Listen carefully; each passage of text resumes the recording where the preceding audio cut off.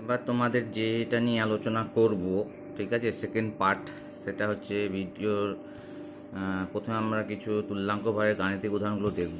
ঠিক আছে, তো গাণিতিক উদাহরণ,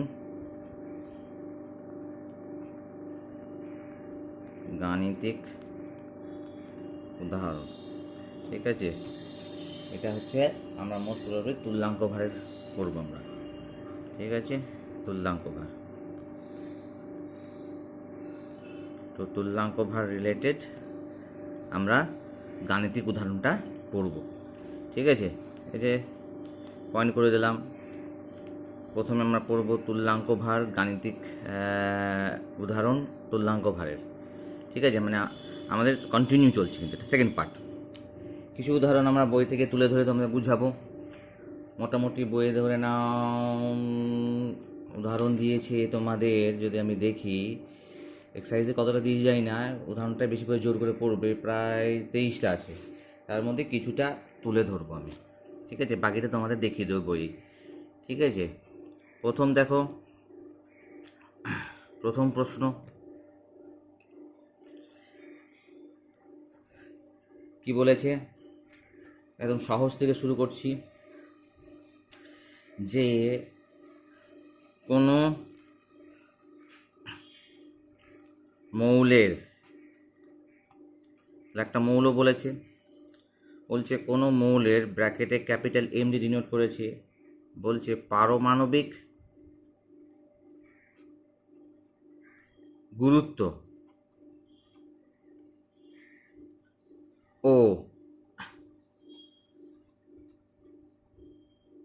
তুল্যাঙ্ক ভার যথাক্রমে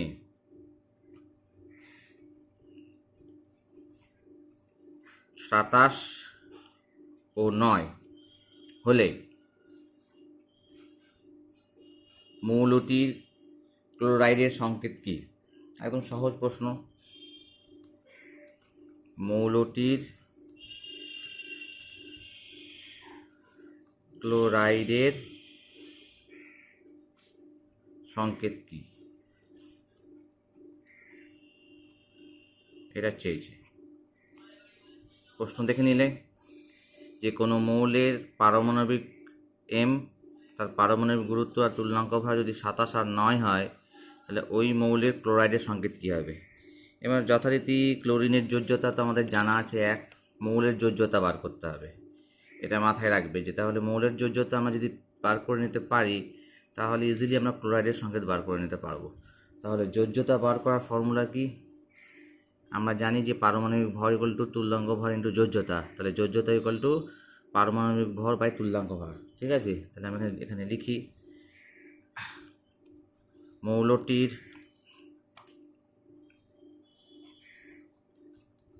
ঠিক আছে যোজ্যতা কীভাবে? পারমাণবিক গুরুত্ব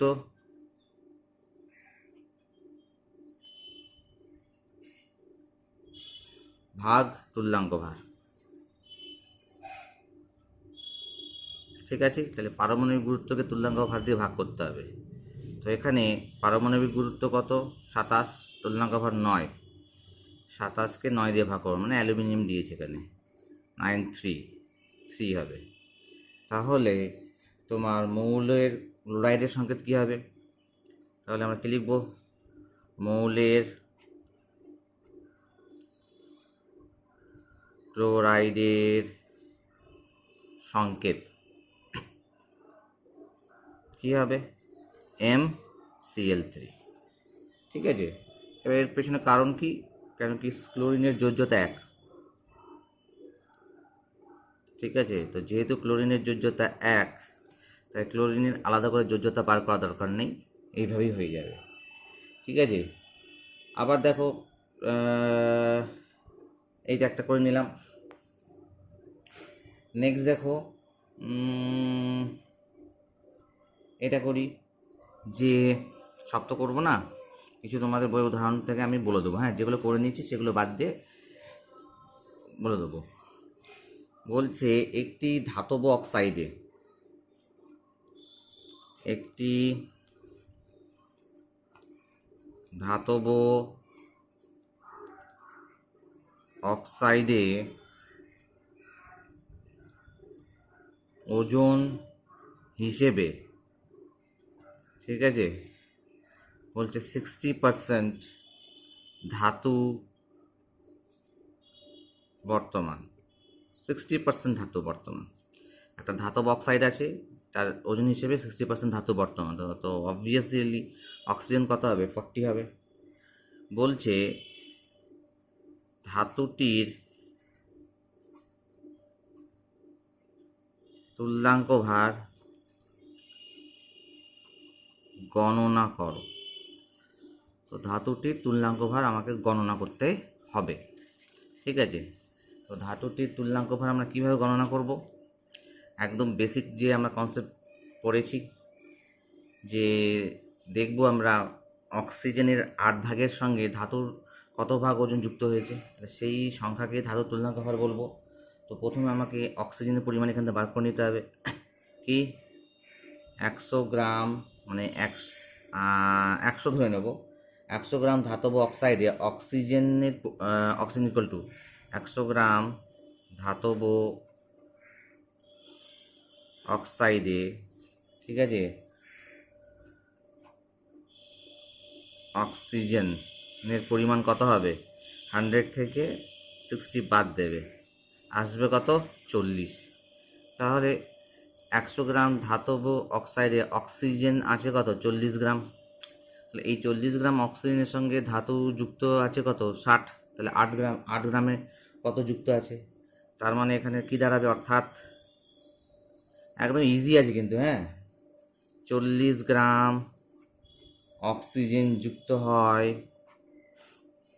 অক্সিজেন যুক্ত হয় 60 গ্রাম ধাতুর সঙ্গে।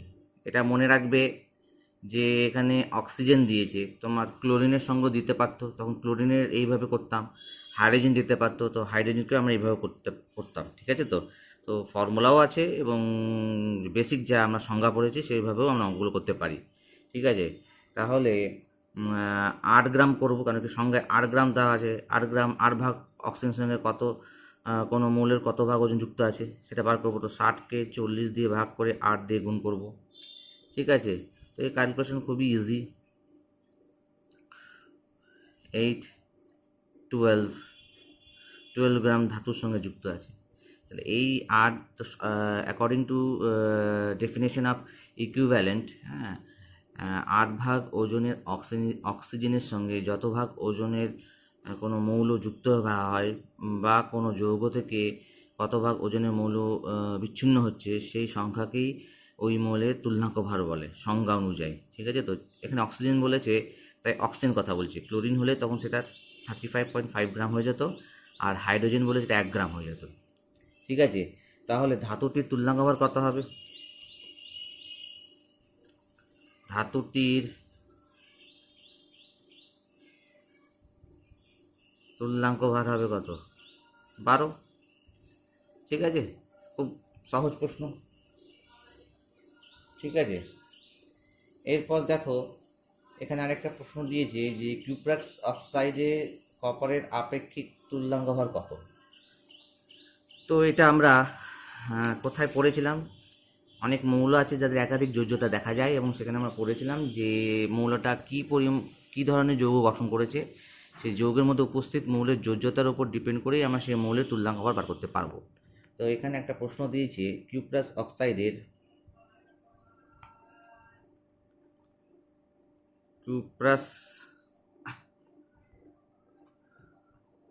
অক্সাইডে, ঠিক আছে,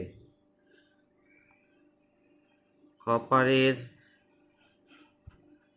তুল্যাঙ্ক ভারকে আপেক্ষিক বলতে পারো, কারণ আপেক্ষিক মানে ওই যে অক্সিজেন, হাইড্রোজেন আর ক্লোরিনের সাপেক্ষে সংজ্ঞা দেওয়া হয়েছে, তাই আপেক্ষিক তুল্যাঙ্ক ভার ব্র্যাকেটে হচ্ছে ক্যাপিটাল ই, ঠিক আছে, নির্ণয় করো বলেছে, নির্ণয় করো, ঠিক আছে। তাহলে কিউপ্রাস অক্সাইডের কপারের আপেক্ষিক তুল্যাঙ্ক ভার নির্ণয় করতে বলেছে। তো কিউপ্রাস অক্সাইডের যৌগের সংকেত কি সেটা আগে আমাকে জানতে হবে। তো কিউপ্রাস অক্সাইড যৌগের সংকেত হচ্ছে তোমার Cu2O। ঠিক আছে, এটা কিউপ্রাস অক্সাইড। তাহলে কিউপ্রাস অক্সাইড যৌগে কপারের যোজ্যতা কত? কিউপ্রাস বলেছে 1, তাই তো। তো এইভাবেও করতে পারি। তখন আমরা কী করতে পারি বলো তো, কপারের দুটো কপার আছে তো কপার 63, তো 63.63কে 2 দিয়ে গুণ করে সেটাকে আমরা 1 দিয়ে ভাগ করতে পারি, এইভাবেও করতে পারি। আর আরেকটা যেমন আগের মতো করেছি, যেমন দেখতে পাচ্ছ এইভাবেও করতে পারি। আচ্ছা, তাহলে এইভাবেই করো। তাহলে আমরা এখানে কি দেখতে পাচ্ছি, অক্সিজেন কত? 16 গ্রাম। তাহলে 16 গ্রাম বইয়ে এইভাবেই করে দিয়েছে। তো যাই হোক, যে যেরকমভাবে পারবে করবে। 16 গ্রাম অক্সিজেন যুক্ত হয়, 16 গ্রাম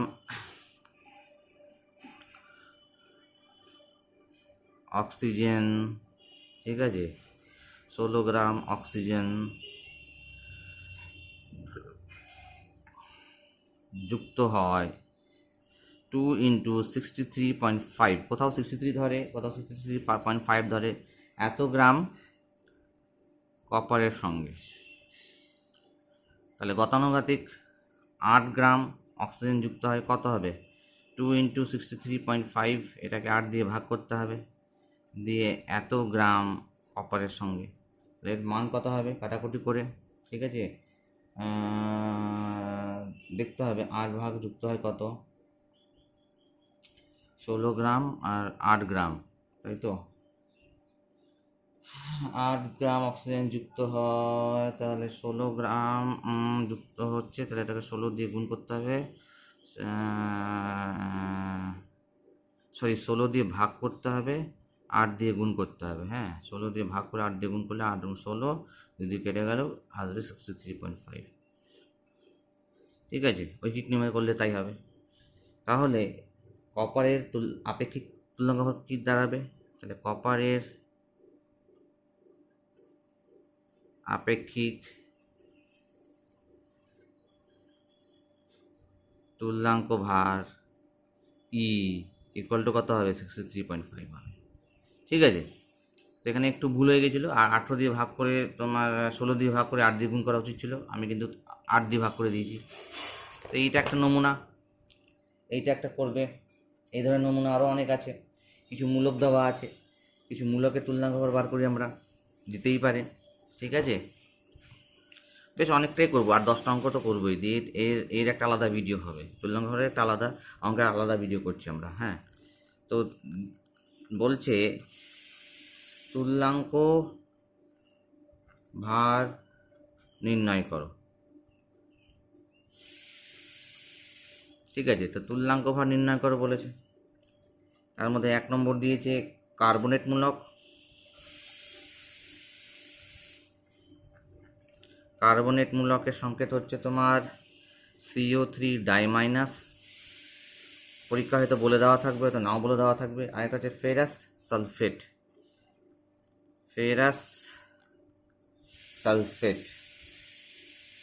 তো একটা মূলক দিয়েছে, একটা যৌগ দিয়েছে সালফেট, FeSO4। এগুলো তোমরা পড়তে পড়তে শিখে যাবে। হ্যাঁ, এবার তোমার যদি মনে করো যে এগুলো তো স্যার আমাদের মনে নেই, এগুলো আমাদের তো পড়া নেই, তো ওই বললে চলবে না, এরকম অজুহাত দিলে হবে না। এই পড়তে পড়তে শিখবে, আমরাও শিখেছি, তোমরাও শিখবে। তাহলে কার্বনেট মূলকের সংকেত তো আমরা যে দেখলাম, তাহলে কার্বনেটের তুল্যাঙ্ক ভার কী হবে? তো প্রথমে কার্বনেট তুল্যাঙ্ক ভার, CO3 ডাইমাইনাসের তুল্যাঙ্ক ভার কী হবে? এই কার্বনেটের সংকেত ভর, CO3 ডাইমাইনাসের সংকেত ভর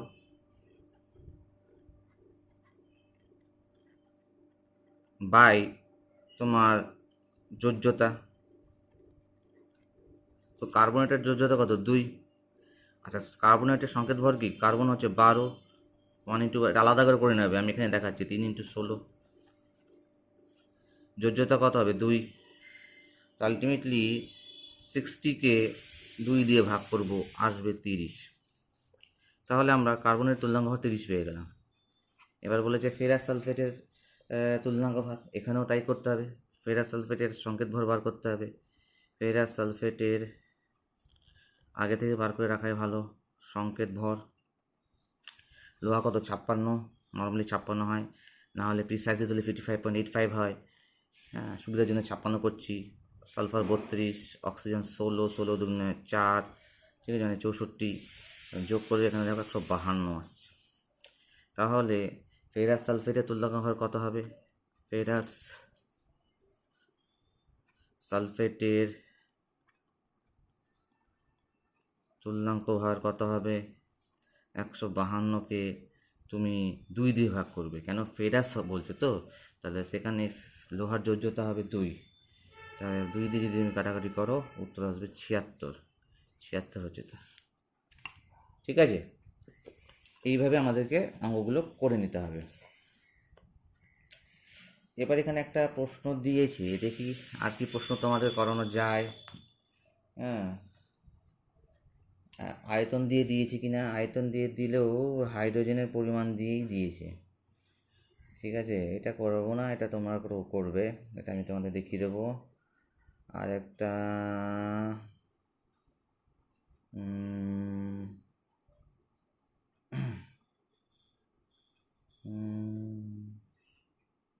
এইটা করব, তুল্যাঙ্ক ভার অনুপাতটাকে কাজে লাগে একটা অঙ্ক আছে, এই অঙ্কটা করব।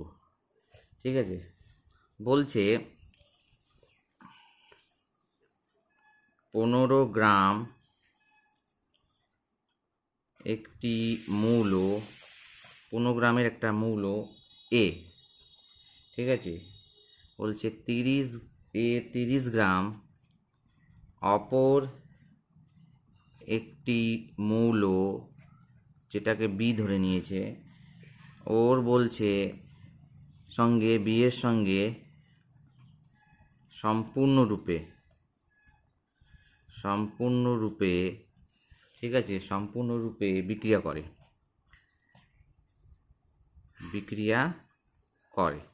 তাহলে কি দাঁড়াচ্ছে যে 15 গ্রামের একটা মৌল এ 30 গ্রামের অপর একটা মৌল বি এর সঙ্গে সম্পূর্ণরূপে বিক্রিয়া করে। বলছে যদি বি এর আপেক্ষিক তুল্যাঙ্ক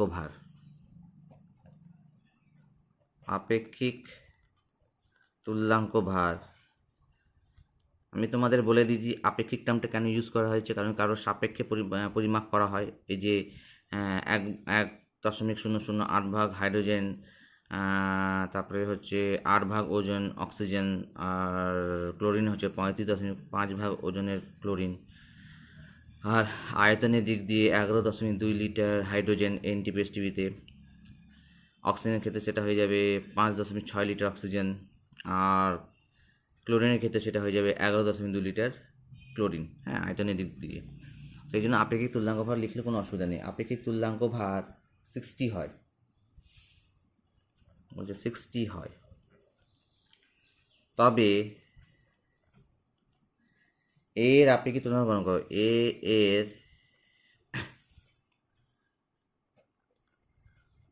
আপেক্ষিক তুল্যাঙ্ক ভার গণনা করো চেয়েছে। এর আপেক্ষিক তুল্যাঙ্ক ভার গণনা করো। এবার এই ধরনের প্রশ্নতে মনে রাখবে যে আমরা তুল্যাঙ্ক অনুপাত সূত্র পড়েছিলাম, সেখানে বলা হয়েছিল যে রাসায়নিক বিক্রিয়ার সময় বিক্রিয়কগুলো তাদের তুল্যাঙ্ক অনুপাতে বিক্রিয়া করে, বা কোনো যৌগ থেকে যখন একটা মৌল অন্য কোনো যৌগ থেকে অপর একটা মৌলকে যখন প্রতিস্থাপন করে, শুনবে আমার কথাটা, হ্যাঁ, পড়েছি, একটা মৌল যখন কোনো যৌগ থেকে অপর একটা মৌলকে প্রতিস্থাপন করে, তখন প্রতিস্থাপনের যে ঘটনাটা সেটাও এই মৌল দুটোর তুল্যাঙ্ক অনুপাত সূত্রেই ঘটবে। তো সেটাকে পয়েন্ট ধরে আমরা করব কি, কোনো রাসায়নিক, ঠিক আছে, কোনো রাসায়নিক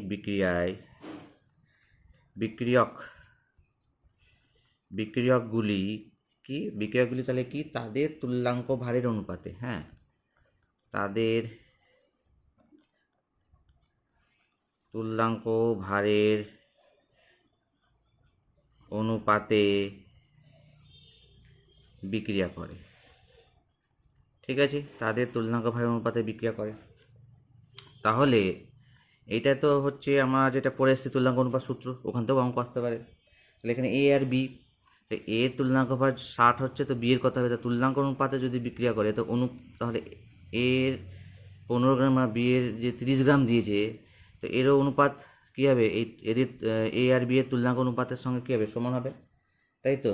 তাহলে আমরা যে ধরে নিই যে এ ও বি এর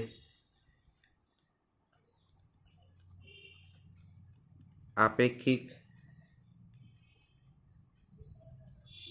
তুল্যাঙ্ক ভার যথাক্রমে, এটা যদি আমরা ধরে নিই ই এ ও ই বি হলে আমরা কি লিখতে পারি? E A is to E B equal to 15:30 লিখতে পারি।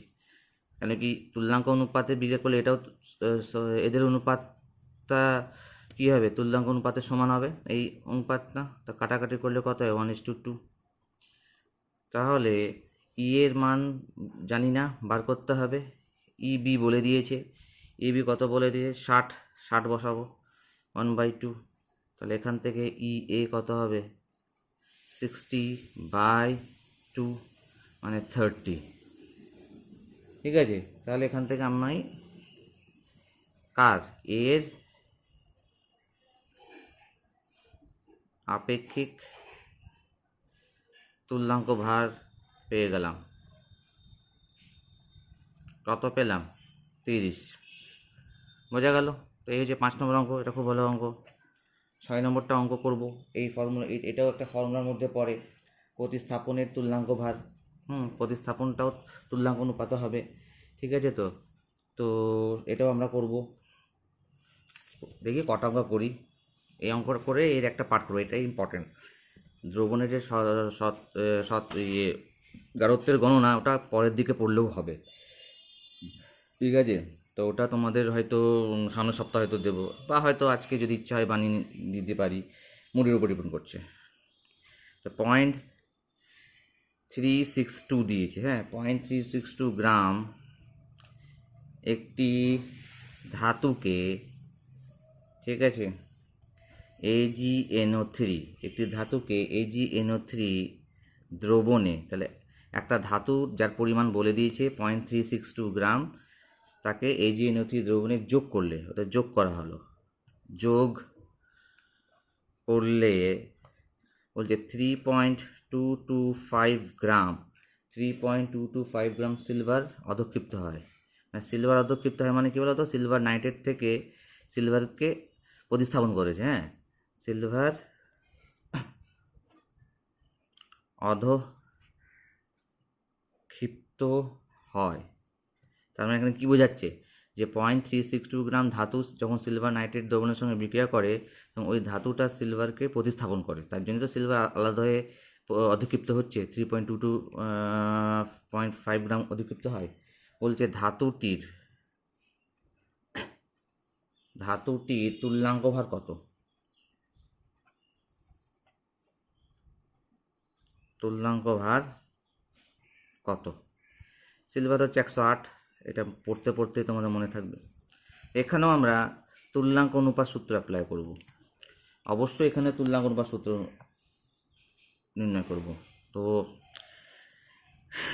আগে সিলভার ধাতু তুল্যাঙ্ক বার করতে হবে, কিন্তু তার আগে আমাকে সিলভারের তুল্যাঙ্ক ভার জানতে হবে। তো সিলভারের তুল্যাঙ্ক ভার কত? সিলভারের পারমাণবিক ভর বাই যোজ্যতা। সিলভারের পারমাণবিক ভর কত? 108, সিলভার যোজ্যতা 108ই আসবে, হ্যাঁ, তোমাদের বোঝার জন্য এটা করা হয়েছে। তোমার যদি ডাইরেক্ট 108 লিখে দিতে, ব্র্যাকেট লিখে দিতে, যেহেতু সিলভার একযোজি, তাহলেও হতো, হ্যাঁ। তাহলে এবার আমরা কি জানি? এবার আমরা জানি কি জানি?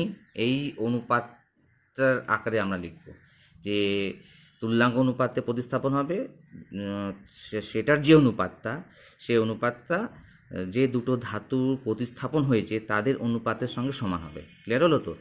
লিখি তাহলে বুঝতে পারবে যে প্রতিস্থাপক ধাতুর তুল্যাঙ্ক ভার, ছোট্ট করে লিখবো যাতে এক লাইনে লিখতে পারি, প্রতিস্থাপক ধাতুর তুল্যাঙ্ক ভার বাই, ঠিক আছে, প্রতিস্থাপিত ধাতুর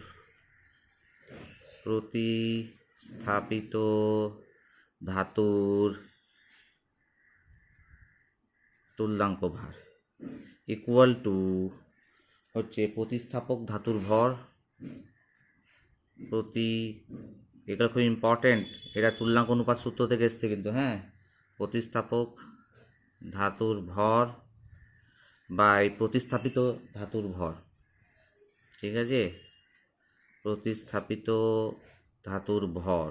যেমন তোমাদের অন্যান্য ভরের সূত্র পড়েছিলাম, দেখো তাহলে প্রতিস্থাপক ধাতুর তুল্যাঙ্ক ভর বাই প্রতিস্থাপিত ধাতুর তুল্যাঙ্ক ভর ইকুয়াল টু প্রতিস্থাপক ধাতুর ভর বাই প্রতিস্থাপিত ধাতুর ভর। তো আমাদের প্রশ্ন অনুসারে প্রতিস্থাপককে ধাতু, একটি ধাতু, এই যে একটি ধাতু দেখতে পাচ্ছ, এই হচ্ছে প্রতিস্থাপক ধাতু। আর কাকে প্রতিস্থাপন করেছে? এই সিলভারকে। এই যে সিলভার দেখতে পাচ্ছ, এই সিলভার হচ্ছে তোমার প্রতিস্থাপিত ধাতু। এই দেখো, এই হচ্ছে প্রতিস্থাপিত ধাতু, হলো। আর প্রতিস্থাপক ধাতু হচ্ছে ওই ধাতুটা, এইটা এইভাবে সেগ্রিগেট করে বুঝতে হবে। তাহলে এখানে ধাতুর তুল্যাঙ্ক ভর বসবে, তারপরে নিচে সিলভারের তুল্যাঙ্ক ভর বসবে, এটা 108। এবার বলছে প্রতিস্থাপক ধাতুর ভর, মানে ধাতুর ভর কি 0.362 বসবে, আর সিলভারকে যেহেতু প্রতিস্থাপন করেছে তার সেই জায়গায় 3.225 পরিমাণ বসবে, ঠিক আছে। এইভাবে আমরা প্রতিস্থাপক ধাতুর তুল্যাঙ্ক ভর বার করবো। তো আমরা ধরে নেব, ধরি এর মধ্যে কমপ্লিট করার অনেক জায়গা আছে। ধরি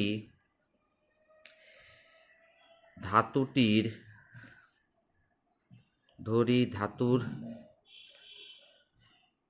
তুল্যাঙ্ক ভার, এটা ধরে নিলাম। তাই যদি হয় তাহলে প্রশ্নানুসারে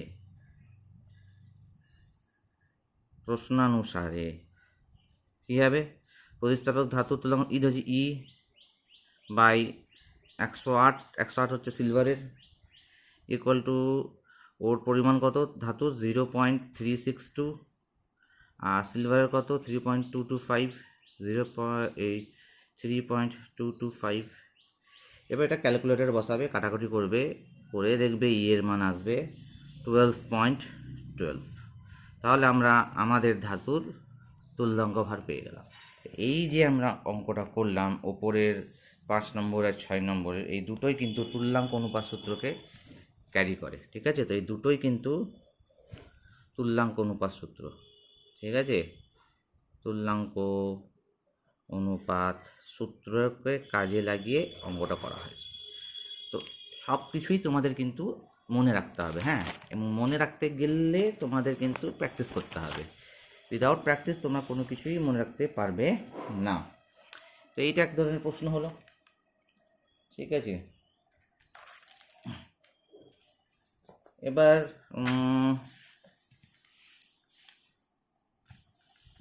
পারমাণবিক ভর দেখি, যোজ্যতা, এটা বলে দেবো এটা। এবার দেখি আর কি করা যেতে পারে, যে এই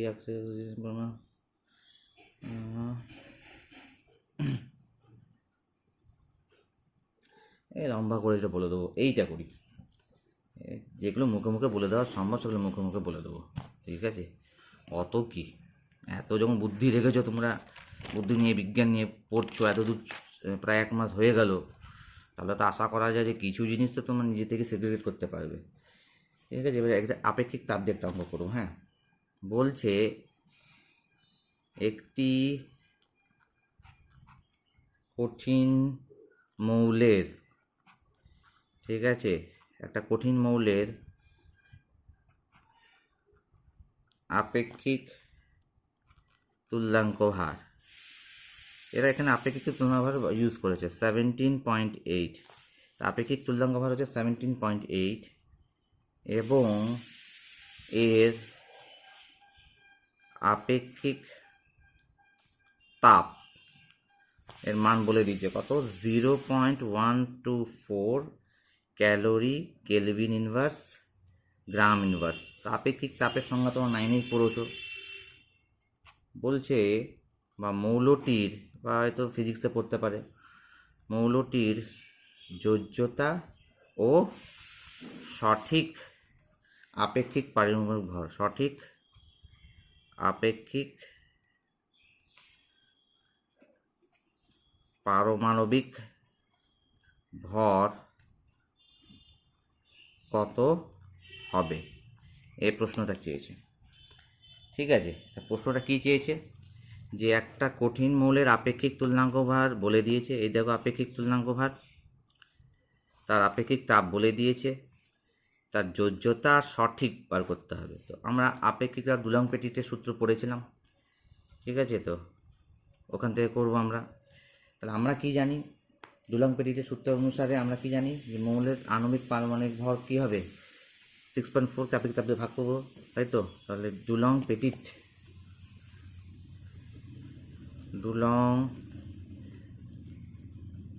পেটিটের, ঠিক আছে, সূত্র অনুসারে, দুলং পেটিটের সূত্র অনুসারে মৌলটির, ঠিক আছে, আনুমানিক, এইভাবে লিখবে কিন্তু, হ্যাঁ, আনুমানিক, মৌলটির আনুমানিক পারমাণবিক ভর, কেন কি আমরা সঠিক পারমাণবিক ভর বার করতে গেলে আগে আনুমানিক করতে হয়, তাহলে সেটাকে 6.4কে আপেক্ষিক তাপ দিয়ে ভাগ করতে হয়। মনে করে দেখো, পড়ানো হয়েছিল, তোমরা ভিডিওগুলোকে একটু সময় দিয়ে দেখবে, হ্যাঁ, বোর হবে না। এই মানে অনলাইনে পড়াশোনাতে না, এটাই একটা সমস্যা। অনেক সময় হতে পারে যে লাইভে ক্লাস করা হলো, এবার দেখা গেলো লাইভে কমপ্লিট হচ্ছে না, তখন এইভাবে ভিডিও পোস্ট করে তোমাদেরকে যাতে কমপ্লিট হয়ে যায় জিনিসটা, সেই চেষ্টায় আমি আছি। প্লাস এই যে 6.4 আমাদের দেওয়া যে আপেক্ষিক তাপ 0.124 দিয়ে ভাগ করবো, দিয়ে আসবে কত, কাটাকাটি করে 51.61। আমি তো দেখে বলে মান বসিয়ে দিচ্ছি, তোমাদের শুধু প্রসেসটা দেখাচ্ছি, এগুলো তো তোমার ক্যালকুলেশন বসিয়ে দেয়। আনুমানিক পারমাণবিক ভর বেরিয়ে গেল। এবার তুল্যাঙ্ক ভার দিয়ে যদি ভাগ করি, তাহলে এর যোজ্যতা পাবো, যেটা ভগ্নাংশ হবে সেটাকে আমরা পূর্ণ সংখ্যা নিয়ে আসবো। হ্যাঁ, ক্লিয়ার হলো? তাহলে অতএব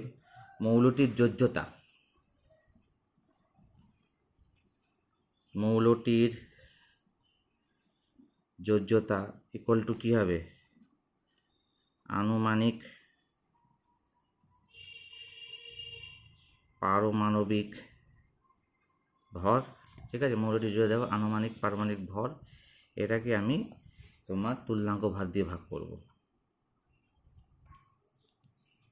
হলো, আনুমানিক পারমাণবিক ভর কত, 51.61, তুল্যাঙ্ক ভর কত আমাদের যেটা দেওয়া আছে সেটা হচ্ছে তোমার, কোথায় গেল রে,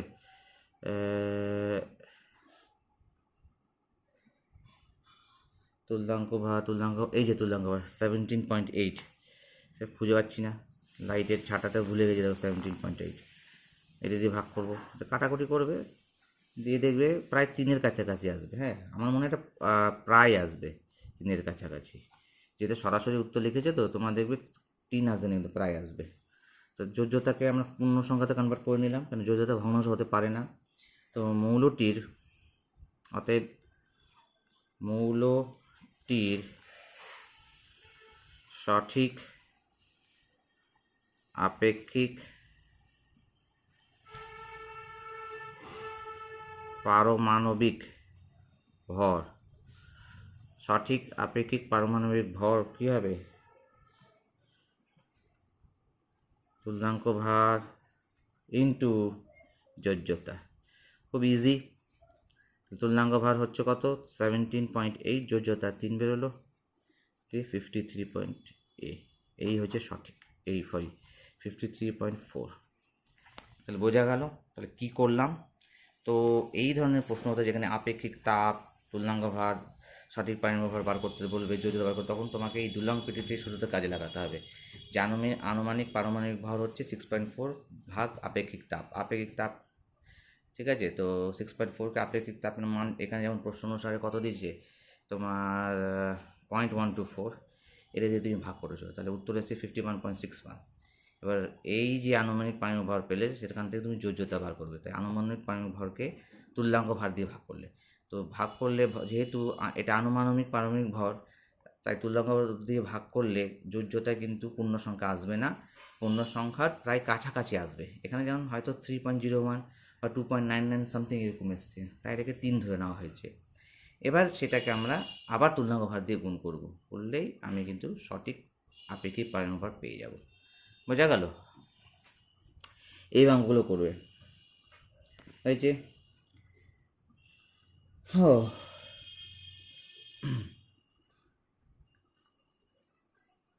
দেখি পারবে।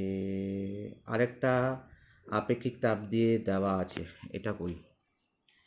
হ্যাঁ, সব করবো না, আছে কটা, 10টা মতো করব, বাকিটা বই থেকে বলে দেবো। ঠিক আছে, তো 10-12টা করবো যতটা হয়। আরেকটা তো দিয়েছে 3.2 গ্রাম ভরের একটি ধাতব অক্সাইডে, ঠিক আছে, 0.96 গ্রাম অক্সিজেন আছে। ঠিক আছে, তাহলে প্রশ্নটা প্রথমে লাইন দেখে নাও যে 3.2 গ্রাম ভরের একটা ধাতব অক্সাইডে 0.96 গ্রাম অক্সিজেন আছে। তো কত পরিমাণ ধাতু আছে সেটা 3.2 থেকে 0.96 বিয়োগ করলে ধাতুর পরিমাণ তোমরা পেয়ে যাবে, এতে কোনো বেশি কোনো ঝামেলা নেই। এবার বলছে ধাতুটির আপেক্ষিক তাপ, ঠিক আছে, কত? 0.124 ক্যালোরি কেলভিন ইনভার্স গ্রাম ইনভার্স হলে ওর পারমাণবিক ভর এবং ধাতব অক্সাইডটির সংকেত নির্ণয় করো। ঠিক আছে, আগেরটার প্রশ্ন হতে ছিল শুধুমাত্র সঠিক পারমাণবিক ভর, এবার এখানে দেখো পারমাণবিক ভরও বার করতে বলেছে আর সংকেতও বার করতে বলেছে। আবার ইন্টারেস্টিং দেখো, আগেরটার ক্ষেত্রে দেখো, খুব ভালো করে দেখো, মৌলটির আপেক্ষিক তুল্যাঙ্ক ভর বলে দিয়েছে, এখানে কিন্তু বলে দেয়নি, এর জায়গায় এই লাইনটা তুলে ধরেছে, এই যে এইটা তুলে ধরেছে 3.2 গ্রাম ভরের একটি ধাতব অক্সাইডে এত গ্রাম অক্সিজেন আছে। তার মানে তোমাকে এইটাকে কাজে লাগিয়ে ধাতুর তুল্যাঙ্ক ভার বার করতে হবে। তো ধাতুর তুল্যাঙ্ক ভার করতে গেলে প্রথম ধাতুর ভর বার করবো, দিয়ে বলবো ধাতুর ভরটা তোর 0.96 গ্রাম অক্সিজেনের সঙ্গে যুক্ত আছে, তাহলে 8 গ্রাম অক্সিজেনের সঙ্গে কত পরিমাণ ধাতু যুক্ত আছে সেটাকে আমরা পুরোপুরি ফর্মুলাতে বসিয়ে দেবো, অর্থাৎ যে ধাতুর পরিমাণ বেরোবে সেটাকে 0.96 দিয়ে ভাগ করে 8 দিয়ে গুণ করে দেবো। ঠিক আছে, তো এবার আর ওই নিয়ম করার দরকার নেই, কেন কি এটা আমাদের মুখস্থ হয়ে গেছে। তাহলে সমাধানটা কী হবে? যে কোনো ফর্মুলা কীভাবে ইভ্যালুয়েট হয়েছে সেটা জানবে, তাহলে কী হবে বলো তো, ফর্মুলা মনে রাখতে সুবিধা হবে, সরাসরি ফর্মুলা মনে রাখার চেষ্টা করবে না। হ্যাঁ, তো প্রথমে আমি যেটা করব সেটা হচ্ছে ধাতব অক্সাইডে ধাতুর ভর বার করব। ধাতব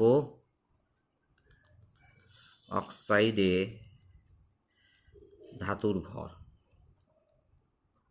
হলো, তো ধাতব অক্সাইড কত? 3.2, এখান থেকে 0.96কে বিয়োগ করব, দিয়ে আসবে কত? 2.24 গ্রাম। তা ধাতব অক্সাইডে ধাতুর ভর পেয়ে গেলাম। তাহলে ধাতুটির তুলনাঙ্ক ভর এইভাবেও দিতে পারে, তোমাদের সরাসরি তুলনাঙ্ক ভর না দিয়ে এইভাবে বার করতে দিতে পারে। তো ধাতুটির তুলনাঙ্ক ভার কত হবে? যে পরিমাণটা পেলাম ধাতুর 2.24কে অক্সিজেনের পরিমাণ 0.96 দিয়ে ভাগ করে 8 দিয়ে গুণ করবে, এটা যেহেতু অক্সিজেন চেয়েছে। যদি ক্লোরিন থাকতো তখন 35.5 দিয়ে গুণ করতাম, ঠিক আছে, তো এটা কাটাকাটি করবে, কাটাকাটি করে দেখবে উত্তর আসবে 18.66। তাহলে আমার ধাতু তুল্যাঙ্ক ভর পেয়ে গেলাম। এবার আমরা আপেক্ষিক তাপকে কাজে লাগিয়ে যোজ্যতা কি বলে আনুমানিক পারমাণবিক ভর বার করব। ঠিক আছে, তো তো সরাসরি চলে যাচ্ছি। ধাতুটির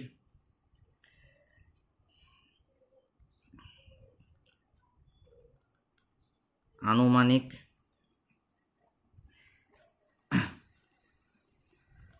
পারমাণবিক ভর কী হবে?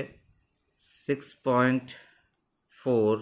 ঠিক আছে, তো আনুমানিক পারমাণবিক ভর হচ্ছে 6.4কে আপেক্ষিক তাপ দিয়ে ভাগ করবে। ঠিক আছে, আপেক্ষিক তাপ, তো এখানে আপেক্ষিক তাপ কত দিয়েছে দেখো তো? 0.124, এটা পয়েন্ট আছে, হ্যাঁ 0.124, 6.4কে 0.124 দিয়ে ভাগ করবে, দিয়ে আসবে কত? 51.61। এটা সঠিক নয় কিন্তু আনুমানিক। তাহলে এখান থেকে আমরা ধাতুটির সেকেন্ড স্টেপে চলে যাব। তো যোজ্যতা বার করবো এবার। হ্যাঁ, এবার মনে রাখবে, অতএব ধাতুটির যোজ্যতা কত হবে?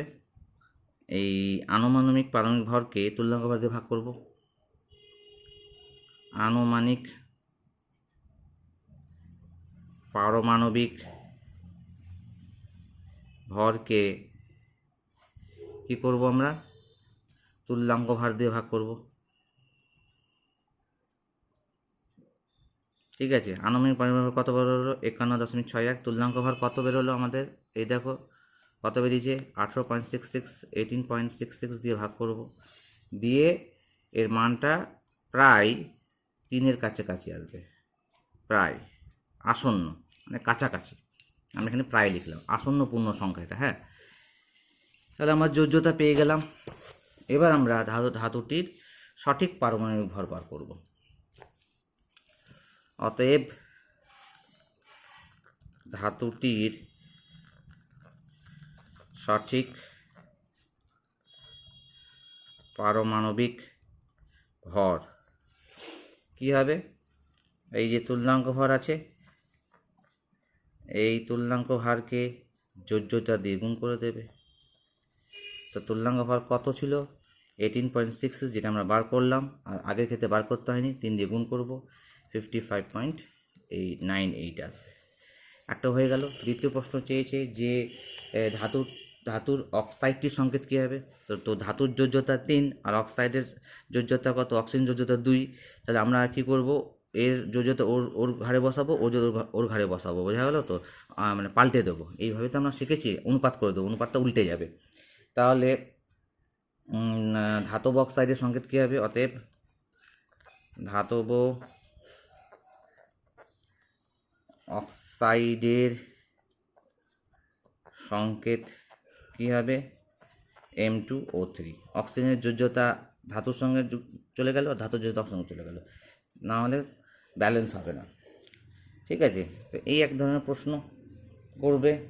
আর দেখি,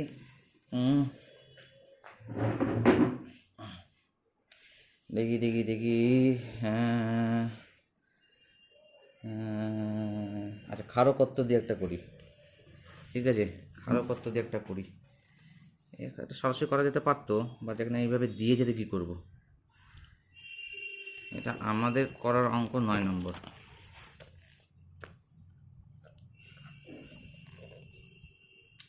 কি বলছে? প্রদত্ত সমীকরণ অনুযায়ী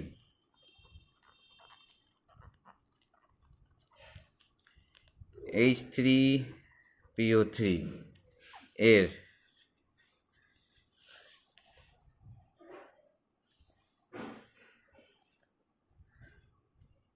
তুল্যাঙ্ক ভার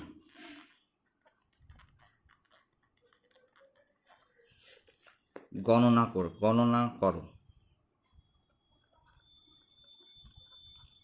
ঠিক আছে, H3PO3 এর আণবিক ভর বলে দিয়েছে। না বললেও আমরা বার করে নিতে পারতাম। বদমাশি করেছে বা সহজ করেছে। আরেকটা কী বদমাশি করেছে বলো তো, অ্যাসিডের সঙ্গে ক্ষারের বিক্রিয়া দিয়ে দিয়েছে, H3PO3 প্লাস ক্যালসিয়াম হাইড্রক্সাইড, এটা দিয়ে ক্যালসিয়াম CH PO3 প্লাস জল। এবার ভালো করে বোঝার চেষ্টা করো এটা কেন দিয়েছে।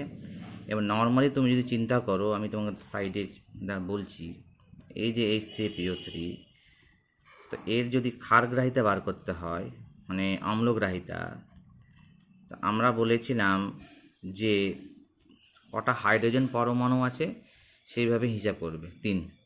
কিন্তু এটাও মনে রাখতে হবে যে যখন কোনো অ্যাসিডের একাধিক অম্লগ্রাহিতা হয়, যেমন ফসফরাস অ্যাসিডের, ঠিক আছে, 3টে হাইড্রোজেন আছে, কিন্তু এরা যখনই ক্ষারের সঙ্গে বিক্রিয়া করে না, অনেকগুলো ধাপে করে।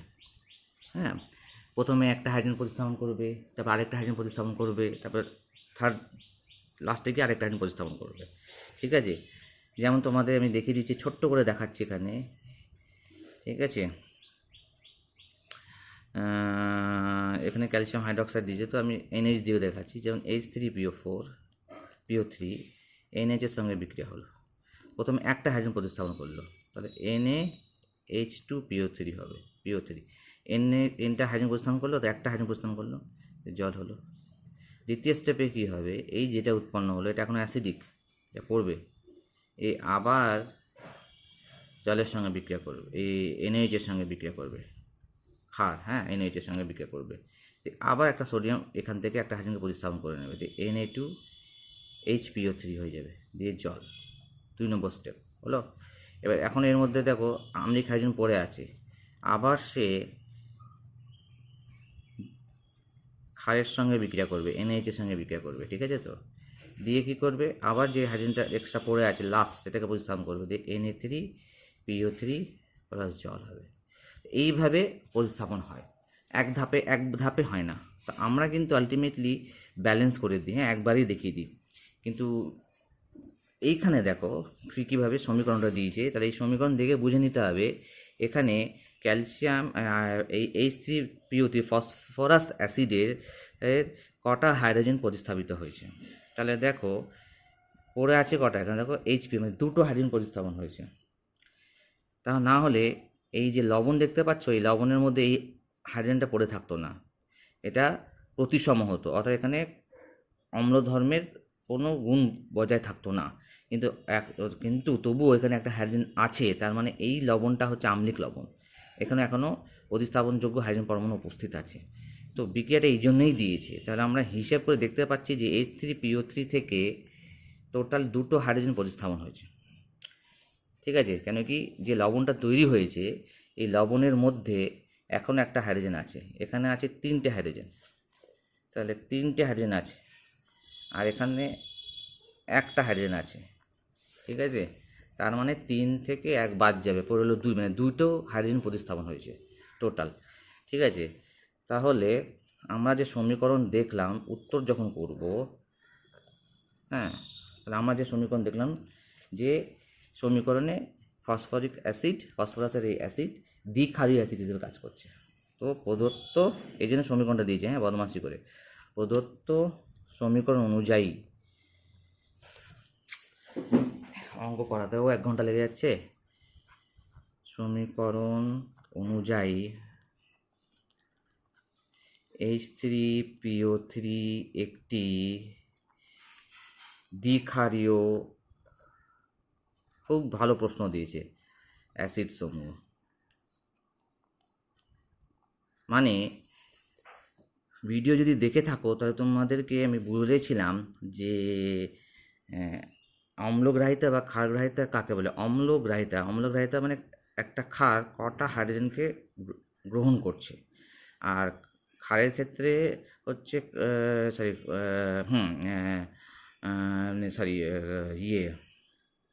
অ্যাসিডের ক্ষেত্রে হচ্ছে ক্ষারগ্রাহিতা। তো ক্ষারগ্রাহিতা বলতে এটাই বোঝায় যে একটা ক্ষার অ্যাসিড থেকে কটা হাইড্রোজেনকে সরিয়ে নিচ্ছে, আর ক্ষারের ক্ষেত্রে হচ্ছে অম্লগ্রাহিতা, তো একটা অম্ল মানে একটা অ্যাসিড একটা ক্ষার থেকে কটা OH-কে সরিয়ে নিচ্ছে। তো এখানে ফসফরিক অ্যাসিডের নর্মালি ক্ষারগ্রাহিতা হওয়া উচিত ছিল 3, ঠিক আছে, আমার কনসেন্ট্রেশন ভঙ্গ হচ্ছে, হ্যাঁ, ক্ষারগ্রাহিতা হওয়া উচিত ছিল 3, বাট বিক্রিয়াতে আমরা দেখতে পাচ্ছি যে 3টে হাইড্রোজেন পুরোপুরি প্রতিস্থাপন হয়নি, এখনও একটা রয়েছে, তাই এর ক্ষারগ্রাহিতা হয়ে গেলো 2, তাই এটাকে দ্বিক্ষারীয় অ্যাসিড বলছে। ঠিক আছে, তো অ্যাসিড সমূহ না, দ্বিক্ষারীয় কন্টিনিউ এভাবে করলে মুশকিল, একটু রেস্ট নেওয়া দরকার ছিল, রূপে আচরণ করে। তাহলে H3PO3 এর তুল্যাঙ্ক ভার কত হবে? H3PO3 আণবিক ভর বাই যোজ্যতা, না যোজ্যতা এখানে লিখবো না, ক্ষারগ্রাহিতা লিখবো। তো আণবিক ভর বলে দিয়েছে, কত বলেছে দেখো, এই দেখো আণবিক ভর কত বলেছে, 82। ঠিক আছে, এটা কিন্তু দাড়ি চিহ্ন, হ্যাঁ এটা কিন্তু দাড়ি চিহ্ন। তো 82কে 2 দিয়ে ভাগ করবো, তো আসবে কত, 41। দেখো 41 চলে আসলো।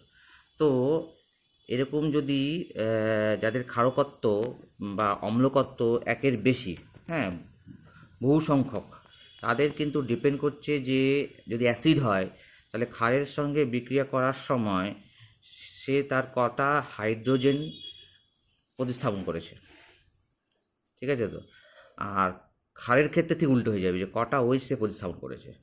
ঠিক আছে, যেমন এইখানে একটা উদাহরণ আমি তুলে ধরেছি যে ফসফরাস অ্যাসিডের 3টে প্রতিস্থাপনযোগ্য হাইড্রোজেন আছে, কিন্তু একবারই প্রতিস্থাপন করেনি। প্রথম স্টেপে একটা প্রতিস্থাপন করে হচ্ছে বলেই এখনও 3টের মধ্যে 2টো পড়ে আছে, NaH2। এই যে একটা হাইড্রোজেন এখানে সোডিয়াম দ্বারা সরিয়ে দিলাম। ঠিক আছে, তো তাহলে একটা হাইড্রোজেন সোডিয়াম সরিয়ে দিলে NaH2 হয়ে গেল। দ্বিতীয় স্টেপে গিয়ে আবার একটা হাইড্রোজেন প্রতিস্থাপন হলো, দিয়ে কী হলো, Na2H হয়ে গেল। তৃতীয় স্টেপে দেখা গেল অবশিষ্ট যে হাইড্রোজেন সেটা আবার আরেকটা সোডিয়াম দ্বারা প্রতিস্থাপন হয়ে গেল।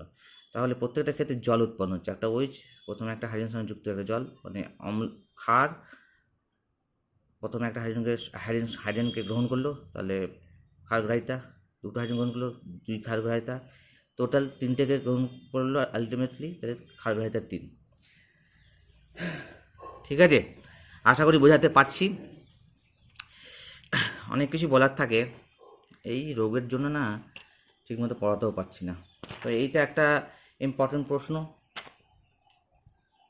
এরপরে দেখি আর কিছু আছে কি না। না, দরকার নেই, ফসফেটের দরকার নেই। বলছে ধাতব অক্সাইড এত গ্রাম বিজারিত হয়ে এত ধাতু তাপ এত হলে ঠিকই আছে, তুলনা এত কত গ্রাম ধাতু এত ধাতু দরকার নেই। এত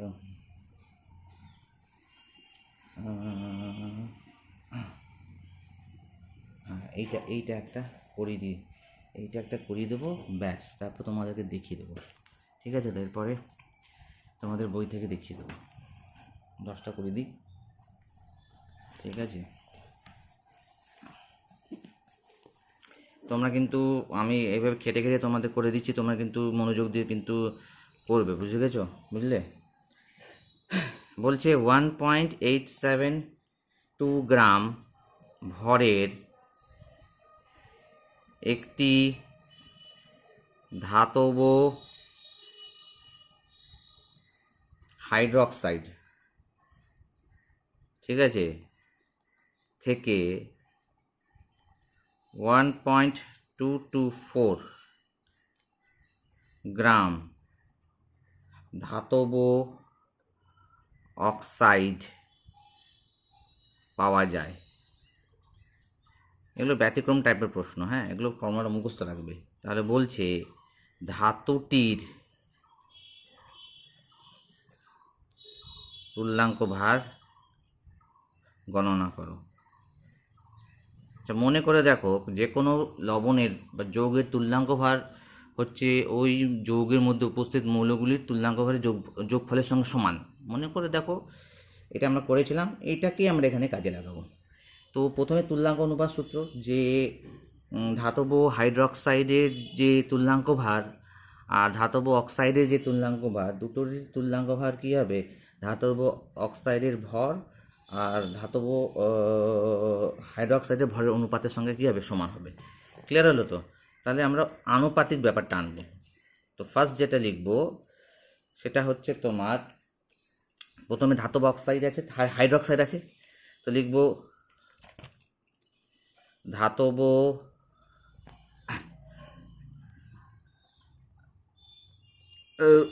হাইড্রোক্সাইডের ভর বাই ধাতব অক্সাইডের ভর এর অনুপাত ধাতব হাইড্রো অক্সাইডের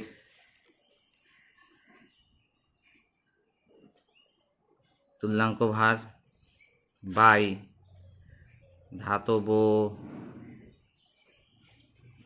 অক্সাইডের তুল্যাঙ্ক ভার। কেন কি, এটা তো প্রমাণিত না যে এর সঙ্গে এইটাই পাওয়া যাবে, যে 1.872 গ্রাম ভরের একটা ধাতব হাইড্রোক্সাইড থেকে আমরা 1.224 গ্রাম ধাতব অক্সাইডই পাবো।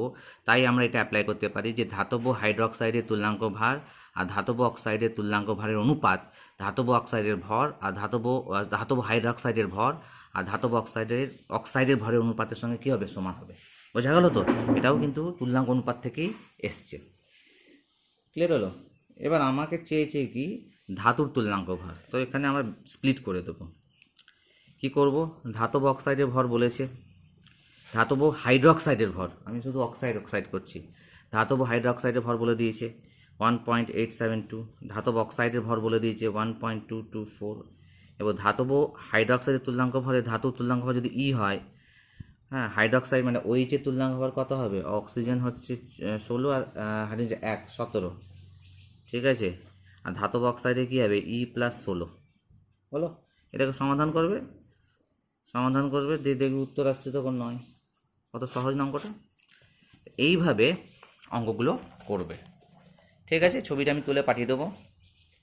এবার আমি তোমাদের যে উদাহরণগুলো তুলে ধরেছি সে 38 পেজ বার করো।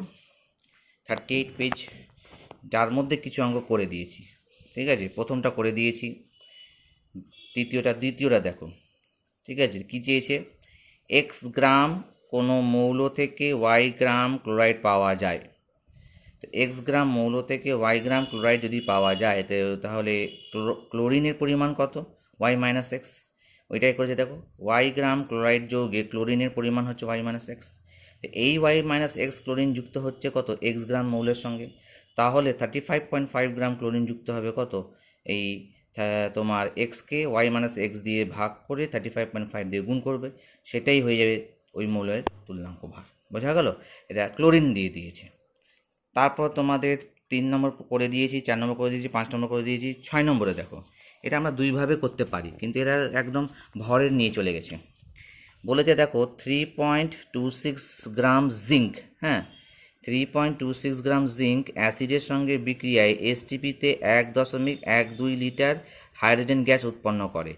জিঙ্কের আপেক্ষিক তুল্যাঙ্ক ভার নির্ণয় করো। তা আমরা এটা কিন্তু এসটিপিতেও করতে পারতাম, কারণ এসটিপিতে একটা ফর্মুলা আছে 11.2 লিটার, এটা দিয়ে করতে পারতাম যে তোমার এসটিপিতে 1.12 লিটার হাইড্রোজেন গ্যাস উৎপন্ন হয় 3.26 গ্রাম জিঙ্ক থেকে। তাহলে 11.2 লিটার হাইড্রোজেন গ্যাস উৎপন্ন, এটা যেটা বলছি না, এটা তোমরা খাতায় করে দেখবা, দেখো তো উত্তর মিলছে কি না।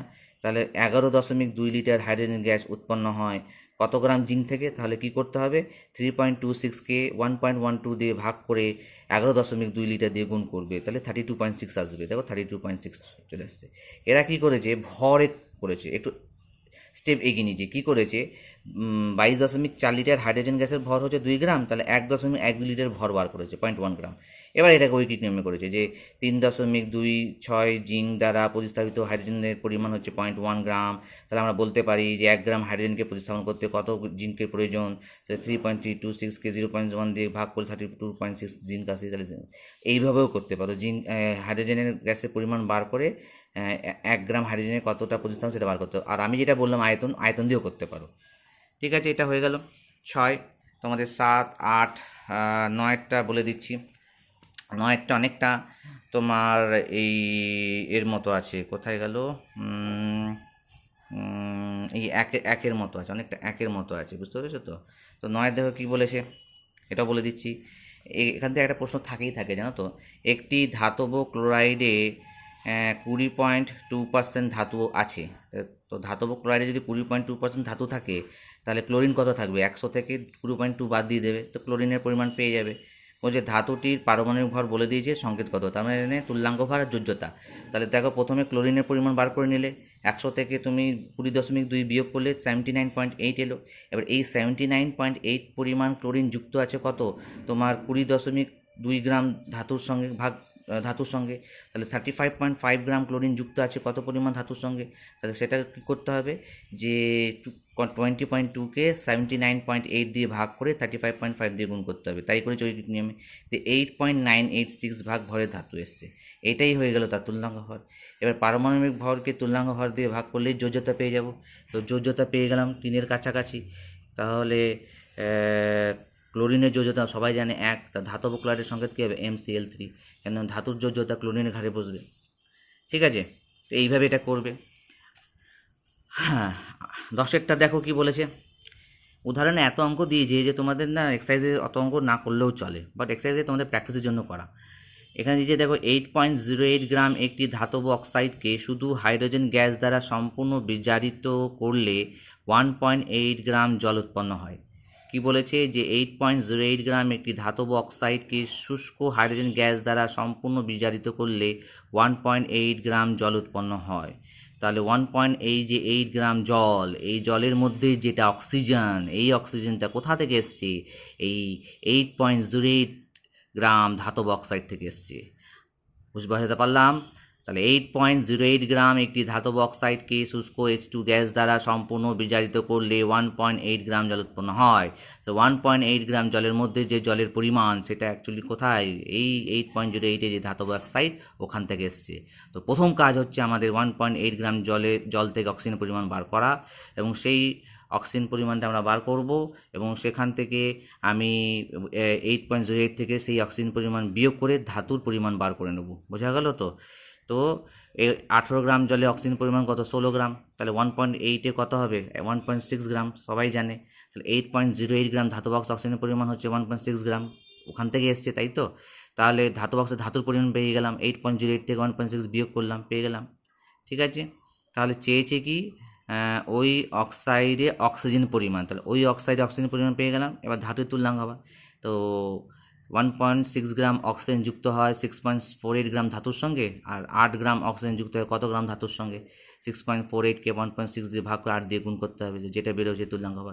ওই যে সংজ্ঞা অনুযায়ী আমরা পড়েছি যে 1 ভাগ হাইড্রোজেনের সঙ্গে যে পরিমাণ যুক্ত আছে সেটা তুল্যাঙ্ক ভার, যা প্রতিস্থাপন হলে সেটা তুল্যাঙ্ক ভার। এটা আমরা একটু আগে এর ক্ষেত্রে দেখলাম, কি বলে, অক্সিজেনের ক্ষেত্রে দেখলাম, এখানেও অক্সিজেনের সেই একই ফর্মুলা অ্যাপ্লাই করেছে। আশা করি তোমরা বুঝতে পারছো। এখানে একটু ঘুরিয়ে প্রশ্ন করেছে। হ্যাঁ, ধাতব অক্সাইডের পরিমাণ দিয়ে দিয়েছি, আর বলছে যে হাইড্রোজেন গ্যাসের সঙ্গে বিক্রিয়া করলে এত জল হয়, অক্সিজেনের পরিমাণ বলে দেয়নি। তোমাকে এই জল থেকে অক্সিজেন পরিমাণ বার করতে হবে। তাহলে তোমাকে জানতে হবে যে 18 গ্রাম জলে অক্সিজেন হচ্ছে 16 গ্রাম, তাহলে 8.8 গ্রামে কত হবে, 1.6। এই 1.6 কোথা থেকে আসছে, 8.08 গ্রাম থেকে আসছে। তো 8.08 থেকে 1.6 বিয়োগ করলেই ধাতুর পরিমাণ পেয়ে যাব। তো ধাতুর পরিমাণ যেটা পেলাম, সেটা কত গ্রাম অক্সিজেনের সঙ্গে যুক্ত হয়েছে, 1.6 গ্রাম অক্সিজেনের সঙ্গে যুক্ত হয়েছে। তো 8 গ্রাম অক্সিজেনের সঙ্গে কত গ্রাম ধাতু যুক্ত হবে, সেটা বার করলেই তো তুল্যাঙ্ক ভর বেরিয়ে যাবে।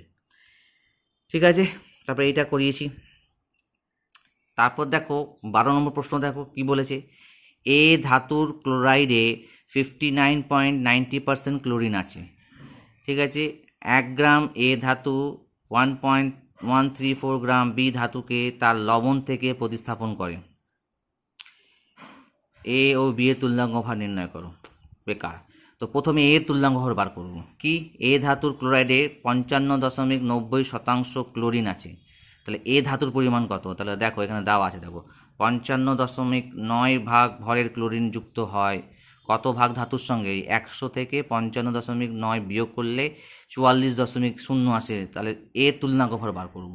তো ফর্মুলা কি, যে 44.10 গ্রাম ধাতু যুক্ত হয় তোমার 55.90 গ্রাম ক্লোরিনের সঙ্গে, তাহলে 35.5 গ্রাম ক্লোরিনের সঙ্গে কত পরিমাণ ধাতু যুক্ত হয় সরাসরি করবে। ধাতুর পরিমাণকে ক্লোরিনের পরিমাণ দিয়ে ভাগ করে 35.5 দিয়ে গুণ করে দেবে। ঠিক আছে, তো অক্সিজেন ক্ষেত্রে যেমন ধাতুর পরিমাণকে তোমার অক্সিজেনের পরিমাণ দিয়ে ভাগ করে যেমন 8 দিয়ে গুণ করছিলাম, এখানে 35.5 দিয়ে গুণ করলেই ধাতুর তুল্যাঙ্ক ভর বেরিয়ে গেল। এবং প্রতিস্থাপনের তুল্যাঙ্ক অনুপাত সূত্র আমরা কি পড়েছি বলো, যে তুল্যাঙ্ক অনুপাতে তারা প্রতিস্থাপিত হবে, এই জাস্ট এই ফর্মুলাটা। তো ধাতুর তুল্যাঙ্ক ভর আমরা এখানে বসাবো, কত প্রতিস্থাপিত ধাতুর তুল্যাঙ্ক ভার হচ্ছে 28.008, প্রতিস্থাপিত ধাতুর তুল্যাঙ্ক ভার। ঠিক আছে, তো তাহলে এখানে বি এর তুল্যাঙ্ক ভর বসবে। এবার প্রতিস্থাপক ধাতুর ভর কত, সেটা বেরোলো 44.10, তাই তো? ঠিক আছে, না সেটা হবে তোমার এইটা 1.011 হবে, আর বি এর জায়গায় এই নিচে বসবে 1.134। তাহলে তোমার বি এর তুল্যাঙ্ক ভর যদি বার করতে হয়, তাহলে এর যে তুল্যাঙ্ক ভর বেরিয়েছে 28.008, সেটাকে তুমি 1.134 দিয়ে গুণ করে 1 দিয়ে ভাগ করবে। এই যে ফর্মুলাটা দেখতে পাচ্ছ, এই যে ফর্মুলা যেটা আমি তোমাকে খাতায় অঙ্ক করে দেখালাম, ঠিক এই জিনিসটা এখানে অ্যাপ্লিকেবল হবে। এখানে এরা কি করেছে, এক স্টেপে অঙ্কটা করে দিয়েছে, এটা লেখেনি। ঠিক আছে, এটা লেখেনি, তো এটা লেখা উচিত ছিল। এটা কেন লেখেনি, কেন এখানে করে দেওয়া হয়েছে, এটাকেই এখানে অ্যাপ্লাই করতে হবে, শুধু এই লাইনটা এক্সটেন্ডেড। ঠিক আছে, তাহলে ভাবো কতভাবে তোমাদের অঙ্কগুলোকে কিন্তু ভেবে করতে হবে, তবেই তোমরা কিন্তু সাকসেস পাবে, তবেই তোমাদের আইডিয়াগুলো ক্লিয়ার হবে, আর না হলে কোনো দিনই ক্লিয়ার হবে না। আরেকটা সহজ দিয়েছে, 5 গ্রাম ধাতুকে অতিরিক্ত বায়ুতে উত্তপ্ত করলে এত 9.44 গ্রাম অক্সাইড পাওয়া যায়। তো 9.44 গ্রাম অক্সাইডে আছে 5 গ্রাম ধাতু, তো অক্সিজেন কত পরিমাণ, দেখ অক্সিজেন পরিমাণ বার করলো 5 গ্রাম। ঠিক আছে, তো এত গ্রাম ধাতব অক্সাইডে ধাতুর পরিমাণ 5 গ্রাম, ধাতুর পরিমাণ 5 গ্রাম, তাহলে ধাতব অক্সাইডে অক্সিজেনের পরিমাণ কত হবে, 9.44 থেকে 5 বিয়োগ করলে 4.44 গ্রাম। তুল্যাঙ্ক ভর যে পরিমাণটা বেরোলো, তো ধাতুর বেরোলো এটা অক্সিজেনের পরিমাণ, তো ধাতুর পরিমাণকে অক্সিজেনের পরিমাণ দিয়ে ভাগ করে 8 দিয়ে গুণ করবি বারবার, যেহেতু এখানে ম্যাক্সিমামই অক্সিজেন দিয়ে বিক্রিয়া দিয়েছি, ধাতুর পরিমাণকে অক্সিজেন পরিমাণ ভাগ দিয়ে। যদি ক্লোরিন হতো তাহলে ধাতুর পরিমাণকে ক্লোরিনের পরিমাণ দিয়ে ভাগ করে 35.5 দিয়ে গুণ করতাম। যদি হাইড্রোজেন হতো তাহলে ধাতুর পরিমাণকে হাইড্রোজেনের পরিমাণ দিয়ে ভাগ করে 1 দিয়ে গুণ করতাম, বা 1.08 দিয়ে গুণ করতাম। তো এইভাবে তুল্যাঙ্ক ভর বার করতাম। যেহেতু আমরা ঐকিক নিয়ম আর যাবো না, ঐকিক নিয়ম করলে লম্বা হয়ে যাবে, এইভাবে মনে রাখার চেষ্টা করব। ঠিক আছে, তারপর ওটা করিয়েছি। এখানে চলে আসা দেখো কী দিয়েছে, একটি ধাতুর ক্লোরাইডে এত % ধাতু আছে, তাহলে এখান থেকে ধাতুর পরিমাণ ক্লোরিনের পরিমাণ বার করে নিবি, যে 100 গ্রাম ধাতব ক্লোরাইডে 20.2 গ্রাম যদি ধাতু হয়, তো ক্লোরিনের পরিমাণ কত হবে, 100 থেকে 20.2 বাদ দিয়ে দিবি, তাহলে 79.8 গ্রাম ক্লোরিন আছে। বলছে ধাতুটির যোজ্যতা 3 হলে ওর পারমাণবিক ভরের মান গণনা করো। তো প্রথমে তো আমাকে তুল্যাঙ্ক ভর বার করতে হবে, তবেই তো তুল্যাঙ্ক ভরকে যোজ্যতা দিয়ে গুণ করলেই তো পারমাণবিক ভর বেরিয়ে আসে, তাই তো?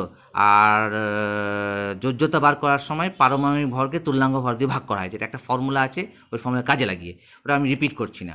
তো তুল্যাঙ্ক ভর কী করে বার করব, ধাতুর যে পরিমাণ আছে, কত পরিমাণ ধাতু 20.2, এটাকে ক্লোরিনের পরিমাণ দিয়ে ভাগ করবো, 79.8 দিয়ে ভাগ করে 35.5 দিয়ে গুণ করবো। এই দেখো, ঠিক আছে, এরকমই একদম সরাসরি করে দিয়েছি। সরাসরি করবো কেন কি, আমরা তো শিখে নিলাম ঐকিক নিয়ম।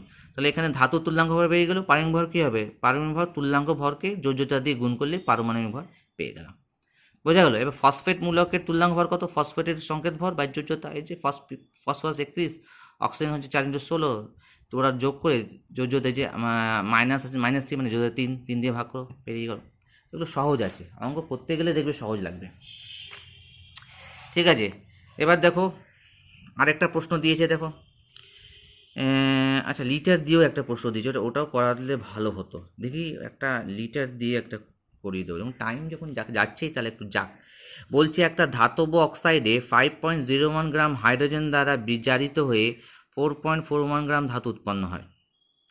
ঠিক আছে, তো তো ধাতুটির আপেক্ষিক তাপ এত হলে ওর পারমাণবিক ভর কত। তাহলে দেখো 4.41 গ্রাম ধাতু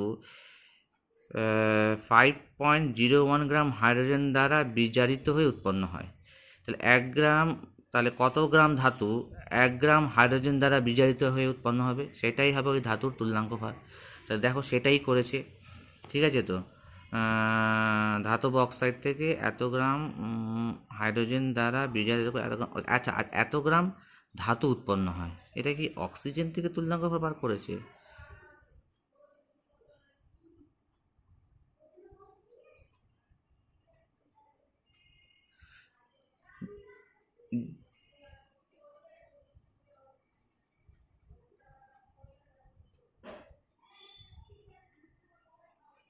আচ্ছা দেখো, তাহলে এরা কি করেছে 5.01 থেকে 4.41 বিয়োগ করেছে, বিয়োগ করে যেটা বেরিয়েছে সেটা অক্সিজেনের পরিমাণ বার করেছে, দিয়ে তুল্যাঙ্ক ভার বার করেছে। আর আমি যেটা বলছিলাম সেটা দিয়েও হবে, ঠিক আছে। তো তো পরিমাণকে, অর্থাৎ ধাতুর পরিমাণ কত 4.41, সেখান থেকে অক্সিজেন পরিমাণ ভাগ করে আর দিয়ে গুণ করে তোর ধাতুর তুল্যাঙ্ক ভর বার করেছে, এবং সেখান থেকে আনুমানিক পারমাণবিক ভর বার করেছে। আনুমানিক পারমাণবিক ভর বার করার নিয়ম হচ্ছে আপেক্ষিক তাপকে 6.4কে আপেক্ষিক তাপ দিয়ে ভাগ করতে হবে। তাহলে 6.4কে আপেক্ষিক তাপ হচ্ছে এখানে দেখো 0.055 দিয়ে ভাগ করলো, দিয়ে আনুমানিক পারমাণবিক ভর বেরোলো 116.36। তাহলে সেখান থেকে যোজ্যতা বার করলো, তাহলে আনুমানিক পারমাণবিক ভরকে তুল্যাঙ্ক ভার দিয়ে ভাগ করতে হবে। তাহলে তুল্যাঙ্ক ভর আমাদের বেরোলো কত 58.5 দিয়ে ভাগ করলে প্রায় 2 আসবে। তাহলে সঠিক পারমাণবিক ভর হবে তুল্যাঙ্ক ভরকে যোজ্য দিয়ে গুণ করলে বেরিয়ে গেল। তো একটু লম্বা process, but it can be done. ঠিক আছে। এবার দেখো আরেকটা প্রশ্ন দিয়েছে, একটি ধাতুর তুল্যাঙ্ক ভর বলে দিয়েছে, বলছে কত পরিমাণ ধাতুর ক্লোরিনের সঙ্গে বিক্রিয়া করে কত পরিমাণ ধাতু ক্লোরিনের সঙ্গে বিক্রিয়া করে 4.72 ধাতব ক্লোরাইড উৎপন্ন হয়। তো 4.742 গ্রাম ধাতব ক্লোরাইড ধাতুর তুল্যাঙ্ক ভর বলেছে। এবার আমরা তুল্যাঙ্ক অনুপাতে কি পড়েছি, যে তুল্যাঙ্ক অনুপাতের সঙ্গে বিক্রিয়া করে, তাই যদি ধাতব ক্লোরাইডের যদি ভর হয় তাহলে ধাতুর তুল্যাঙ্ক ভর কত 31.77, তার সঙ্গে ক্লোরিনের তুল্যাঙ্ক ভর আমরা যোগ করে দেবো।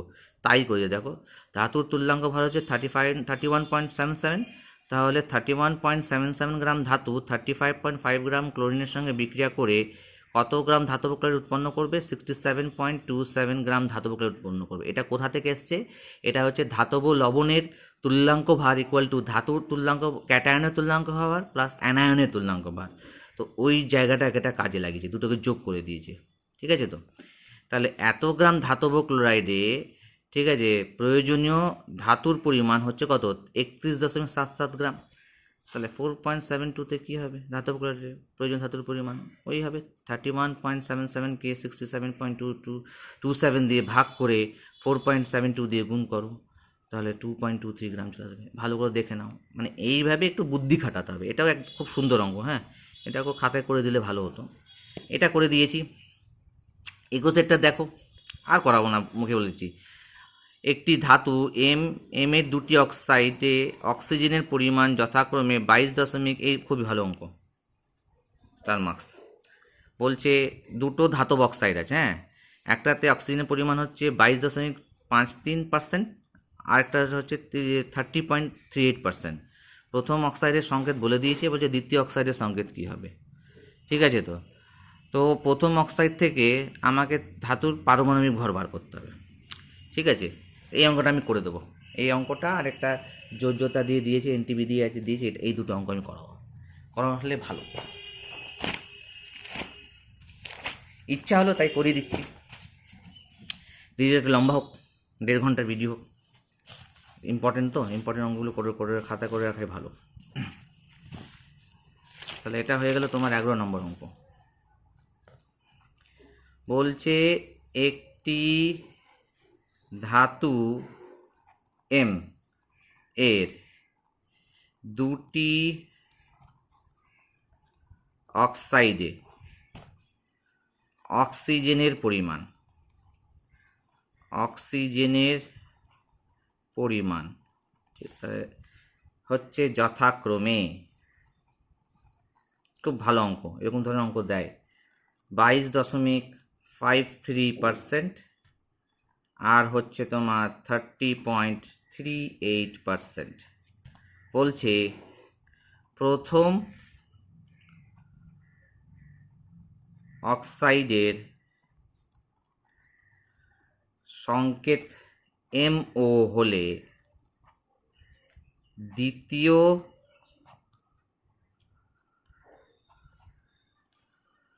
অক্সাইডের সংকেত কি হবে? ঠিক আছে, দেখে নাও, বেশ অঙ্কটা বড় হবে কিন্তু অঙ্ক খুব ভালো, ইন্টারেস্টিং অঙ্ক। তাহলে দেখো, বলছি একটা ধাতু M, তার দুটো অক্সাইড, দুটোর মধ্যে একটাতে অক্সিজেন আছে 22.53 গ্রাম, একটাতে অক্সিজেন হচ্ছে 30.38 গ্রাম। প্রথমটার সংকেত বলে দিয়েছি, দ্বিতীয় সংকেত বার করতে বলেছি। খুবই ভালো অঙ্ক, এই ধরনের অঙ্ক করতে হবে। এখন কিছু চ্যাপ্টার অঙ্ক আছে, ঠিক আছে তো, বেশি চ্যাপ্টার নেই। এই চ্যাপ্টার অঙ্ক করবে, পরমাণু গঠনের চ্যাপ্টার অঙ্ক করবে, আর মনে হয় গ্যাসের অঙ্ক আছে, আর কোথাও সেরকম অঙ্ক নেই। 2-3টে চ্যাপ্টার আছে, একটু দেখে নিই তোমাদের সিলেবাস। যদি দেখো, এই যে সিলেবাস তোমরা দেখতে পাচ্ছ তো, তোমাদের একটু বলে দিই, তোমাদের ঘাবড়ে না যাও। এই দেখো, এই basics concept, basic concept chemistry এখানে অঙ্ক আছে, স্ট্রাকচার অ্যাটম অঙ্ক আছে, পিরিয়ডিক প্রপার্টিজে নেই, কেমিক্যাল বন্ডিংও নেই, গ্যাসে আছে, আর থার্মোডাইনামিক্স, ইকুইলিব্রিয়াম, থার্মোডাইনামিক্স, লিকুইড, মোটামুটি 1, 2, 3, 4, 5খানা চ্যাপ্টার অঙ্ক আছে। আর রিডক্সে কিছুটা অঙ্ক আছে, বাকিগুলো শুধু মুখস্থ করতে হবে। ঠিক আছে তো, মানে প্রত্যেকটা চ্যাপ্টারে যে অঙ্ক ভরে আছে এরকম নয়।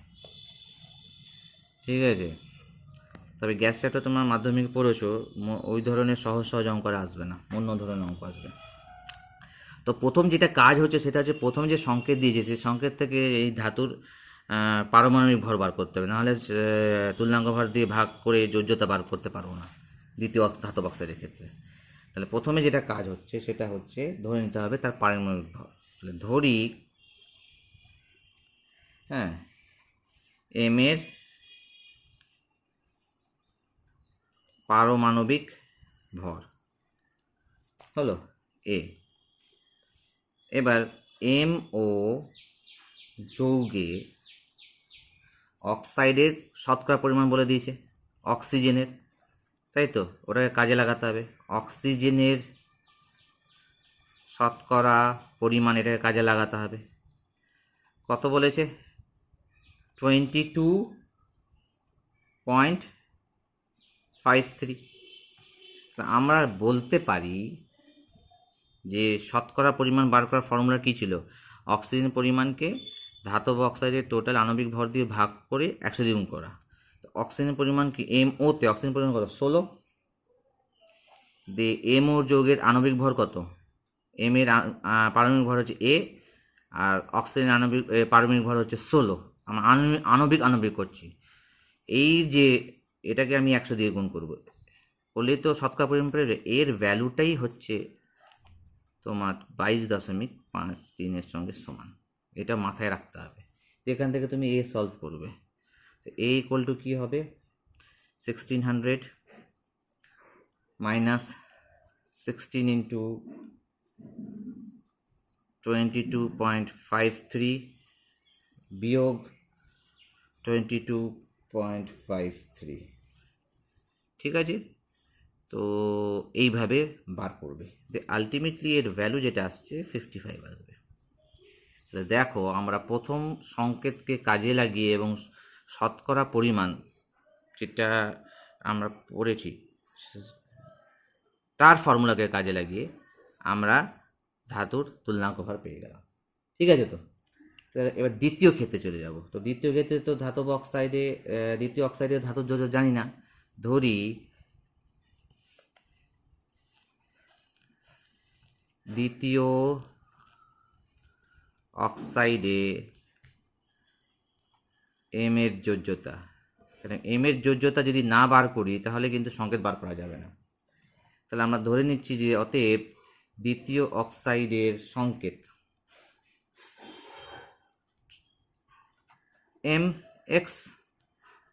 MX না, M2OX হবে। কেন কি? ধাতুর যোজ্যতা অক্সিজেন যাবে, অক্সিজেন যোজ্যতা ধাতুতে আসবে। ঠিক আছে, এবার এখানেও আবার শতকরা পরিমাণটা কাজে লাগাবো। তাহলে এখানে অক্সিজেনের শতকরা পরিমাণ দ্বিতীয় বলে দিয়েছে, কত বলেছে 30.38। তাহলে শতকরা পরিমাণ বার কি, অক্সিজেনের পরিমাণকে টোটাল আণবিক পরিমাণ দিয়ে ভাগ করে 100 দিয়ে গুণ করতে হবে, ঠিক আছে তো। তাহলে ওই অক্সাইডে, তাহলে ওই অক্সাইডে, ঠিক আছে, অক্সিজেনের শতকরা পরিমাণ, খুব ভালো অঙ্ক, অক্সিজেনের শতকরা পরিমাণ কত হবে 16x, কেন অক্সিজেন x আছে, 16কে x দিয়ে গুণ করবো, দিয়ে 2 ইন্টু এ হবে না, এর মান বেরিয়ে গেছে 55 প্লাস 16 ইন্টু এক্স, অক্সিজেনের পরিমাণ বাই টোটাল আণবিক ভর, এটাকে 100 দিয়ে গুণ করব, তাহলে অক্সিজেন শতকরা পরিমাণ বেরিয়ে যাবে। এটাই হচ্ছে প্রশ্ন অনুসারে যে দিয়ে দিয়েছে 30.38। অতএব আমরা কি লিখতে পারি, 1600x বাই, ঠিক আছে, 1600x by 2 into 55 plus 16x equal to কত 30.38। এবার এটাকে সলভ করবে, ঠিক আছে, এটাকে এখানে নিয়ে আসবে, তাহলে আলটিমেটলি কি দাঁড়াবে, ঠিক আছে, এক্সগুলোকে এক জায়গায় নিয়ে আসবে। তো ওরা যেভাবে করে সেটাই করি, 1600x minus 30.38 into 16x equal two 2 into 55 into 30.38, এভাবে করবে। যে 1600 আছে, তাই তো, 1600 আছে তো, দিয়ে এই যে এইটা গুণ করবে, দিয়ে গুণ টুন করে এক্সের মান বেরোবে কত 2 ইন্টু 55 ইন্টু 30.38, এটাকে কত দিয়ে ভাগ হবে তোমার 1600 মাইনাস 30.38 ইন্টু এক্স, মানে এখানে এক্স কমন নিয়ে নিয়েছে, এখানে কী করেছে এক্স কমন নিয়ে নিয়েছে, দিয়ে এই যে মানটা আছে মেনটাকে এইভাবে দিয়ে ভাগ করেছে 30.38 ইন্টু 16 হলো, দিয়ে ক্যালকুলেটর বসাবে, দিয়ে এক্সের মান দেখো 3 এসছে। তাহলে ধাতব অক্সাইডের দ্বিতীয় অক্সাইডের সংকেত কী হবে, অতএব দ্বিতীয় অক্সাইডের সংকেত হবে কত M2O3। তো কী করা হলো সেটা বুঝে নাও। তো আমরা শতকরা সংযোগ কাজে লাগিয়েছি, প্রথমে আমরা এম এর পারমাণবিক ভর এ ধরে নিলাম, এম ও যোগে অক্সিজেন শতকরা পরিমাণ আছে 22.53, তাহলে আমরা বলতে পারি যে 16/A প্লাস 16 ইন্টু 100-এর মানই হচ্ছে 22.53 সঙ্গে সমান। কেন বলতে পারি, কেন শতকরা পরিমাণ বার করার ফর্মুলা শিখেছি, যে যার বার করবো শতকরা তার পরিমাণ টোটাল বাই আণবিক ভর, সেটাকে 100 দিয়ে গুণ করতে, দিয়ে এখানে এর মান বেরিয়ে গেল, এ হচ্ছে তোমার ধাতুর আণবিক ভর, এই পারমাণবিক ভর। দ্বিতীয় ক্ষেত্রে ধাতব অক্সাইডের যোজ্যতা দরকার, নাহলে আমরা সংকেত বার করতে পারবো না। দিয়ে M2OX কেন লিখেছি, কেন কি অক্সিজেন যোজ্যতা ধাতুর সঙ্গে ধাতুর জায়গায় বসবে, আর ধাতুর যোজ্যতা X অক্সিজেন জায়গায় বসবে। এবার এই সংকেত অনুযায়ী অক্সিজেনের শতকরা পরিমাণ কী হবে, অক্সিজেনের পরিমাণ কত 16x, 16কে x দিয়ে গুণ করলাম, দিয়ে টোটাল আণবিক ভর কত হবে, এম এর পারমাণবিক ভর আমরা পেয়েছি 2 ইন্টু 55 প্লাস 16 ইন্টু এক্স, এটাকে 100 দিয়ে গুণ করবো, এই মানটাই তোমার 30.38 দিয়ে সমান। তো এটাকে সমাধান করবে, এই সমাধান করে আলটিমেটলি মান আসবে 3, তাহলে সংখ্যা হবে M2O3। বোঝা গেল তো, খুবই ভালো অঙ্ক, বারবার এটা দেখবে, কিন্তু বারবার এই ধরনের অঙ্ক দেখবে, ঠিক আছে। এবার আয়তন দিয়ে একটা দিয়েছে, তাহলে আয়তন দিয়ে একটা অঙ্ক করি, মোটামুটি আয়তন দিয়ে অঙ্ক করলে কমপ্লিট হয়ে যাবে, ঠিক আছে। বলছে একটি ধাতুর 2.7 গ্রাম, ঠিক আছে, অতিরিক্ত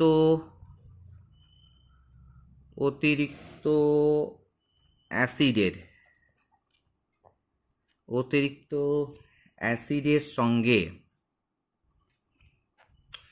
বিক্রিয়ায়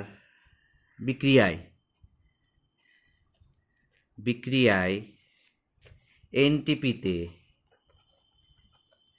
3.36 লিটার H2 উৎপন্ন করে। তো একটা প্রশ্ন পেলাম আয়তন দিয়ে পার করা, আরেকটাও করা যেত যেটা আমি একটু আগে দেখে বললাম, কিন্তু ওখানে ভর ঢুকিয়ে দিল। তো আমরা এখানে আয়তনটাকে কাজে লাগাবো। তাহলে ধাতুটির ভরও বার করা যেতে পারে। এই যে এনটিপিতে 3.36 লিটার হাইড্রোজেন উৎপন্ন হয়, তো এর ভর বার করা যায়। আমরা এইভাবে লিখতে হবে যে আমরা জানি এনটিপিতে 22.4 লিটার হাইড্রোজেন গ্যাসের ভর হচ্ছে 2 গ্রাম, অতএব 3.36 লিটার হাইড্রোজেন গ্যাসের ভর কত বার করে আমরা তখন লিখব যে ওই পরিমাণ ভর 2.27 গ্রাম ধাতুর সঙ্গে বিক্রিয়া করেছে, তাহলে 1 গ্রাম হাইড্রোজেনের সঙ্গে কত পরিমাণ ধাতু বিক্রিয়া করেছে সেটা বার করেই সেটাই হয়ে যাবে তার তুল্যাঙ্ক ভার। বাট এখানে আমরা আয়তন দিয়ে করবো আমরা। ঠিক আছে, ধাতুটির তুল্যাঙ্ক ভার কত?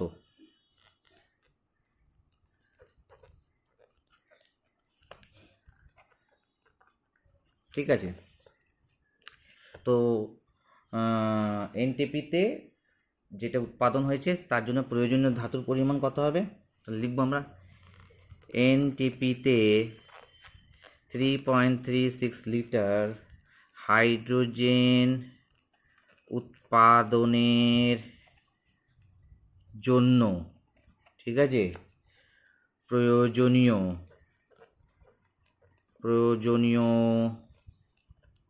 তোমার ধাতুর পরিমাণ কত? 2.7 গ্রাম। তাহলে অতএব এনটিপিতে 11.2 লিটার, যেটা সংজ্ঞাতে দেওয়া আছে তুল্যাঙ্ক ভাবে, লিটার হাইড্রোজেন উৎপাদনের জন্য, ঠিক আছে,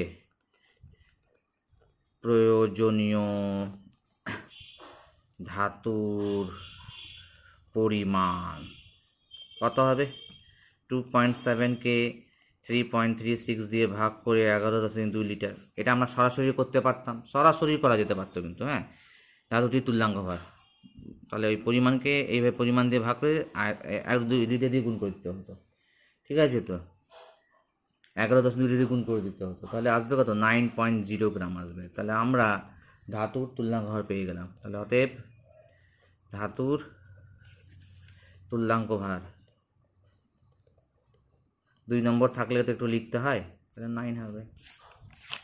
ঠিক আছে, তো এইটা হয়ে গেল 12 নম্বর প্রশ্ন। আরেকটা দেখো প্রশ্ন আছে, এটা এখান থেকে দেখে নেবে। দিয়েছে দেখো, বলছে একটা ধাতুর 2টি অক্সাইডে ধাতু শতকরা পরিমাণ বলে দিই, যথাক্রমে 69.93, একটা হয়েছে 77.73। তো অক্সাইড দুটিতে ধাতু তুল্যাঙ্ক ভার কত? তো প্রতি ক্ষেত্রেই তোমাকে অক্সিজেন পরিমাণ বার করতে হবে। প্রথম ক্ষেত্রে ধাতুর শতকরা পরিমাণ হচ্ছে 69.93, তাহলে অক্সিজেনের পরিমাণ কত? 100 থেকে 69.93 বিয়োগ করেছে, তাহলে পেয়েছে কত? 30.07। তাহলে তুল্যাঙ্ক ভার কী হবে? ধাতুর পরিমাণকে অক্সিজেনের পরিমাণ দিয়ে ভাগ করে 8 দিয়ে গুণ করতে হবে, তাই করেছে। ধাতুর পরিমাণ 69.93কে অক্সিজেনের পরিমাণ 30.07 দিয়ে ভাগ করে 8 দিয়ে কী করেছে? গুণ করেছে, দিয়ে উত্তর এসছে কত? 28.60। দ্বিতীয় ক্ষেত্রেও তোমাকে সেম করতে হবে। ধাতুর শতকরা পরিমাণ এখানে বলে দিয়েছে 70.73, তাহলে অক্সিজেনের শতকরা পরিমাণ কত হবে? 100 থেকে 70.73 বিয়োগ করবে, তাহলে 22.27 আসবে। তো এই যে অক্সিজেনের পরিমাণ, সেটাকে এই যে ধাতুর পরিমাণ 77.73, এটাকে অক্সিজেনের পরিমাণ 22.27 দিয়ে ভাগ করে 8 দিয়ে গুণ করবে, দিয়ে 27.92 বেরিয়ে আসবে। বোঝা গেল? এইভাবে পড়বে।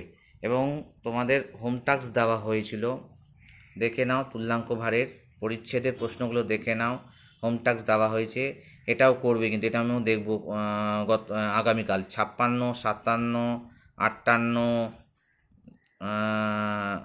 59, ঠিক আছে, তার মধ্যে তোমরা 56টা করবে, করে দেখাবে, হ্যাঁ। যে তারপরগুলো যে দিয়েছে ব্যস্তানুপাতিক হবে, একই, এগুলো দরকার নেই। তারপর তো আমরা এই জায়গাগুলো পড়েছি, দেখো তুল্যাঙ্ক ভারের সংজ্ঞা এগুলো পড়েছি, ঠিক আছে, এই জায়গাগুলো পড়বে। তারপরে পরিবর্তনশীল, যেগুলো ডিটেলসে পড়বে। মূলক অ্যাসিড তুল্যাঙ্ককে বার করতে যে ফর্মুলা, এই যে ফর্মুলা সব দাগ দেওয়া আছে, দেখো সব, দেখো দাগ দেওয়া আছে, দেখো সব দাগ দেওয়া আছে, দেখো মেন ফর্মুলা, সংজ্ঞাটা পড়ে রাখলে পড়ে রাখতে পারো, মেন ফর্মুলা দেখো সব দাগ দেওয়া আছে।